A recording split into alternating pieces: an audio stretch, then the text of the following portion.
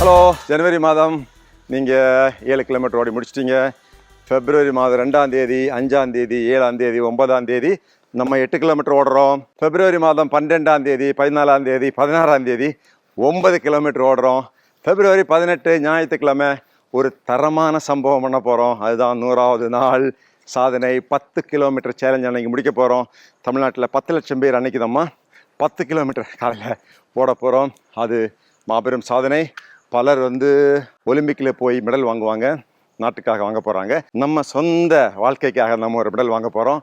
10 kilometre நமது வாழ்க்கையில் முதல் முறையாக ஓடின அந்த சாதனை மெடல், அதை நான் உங்களுக்கு இந்த காணொலி மூலமாக உங்களுக்கு தர இருக்கிறேன். எங்களோட ஜாயின் பண்ணதுக்கு நன்றி.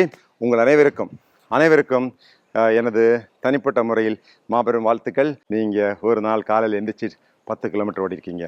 ஒரு சிலர் 2 மணி நேரம் எடுத்துருக்கலாம், ஒரு சிலர் 1 மணி நேரம் 30 மினிட்ஸ் நடத்துக்கலாம், ஒரு சிலர் 1 மணி நேரத்தில் ஓடி முடிச்சிருக்கலாம். இது ஒரு மாபெரும் சாதனை.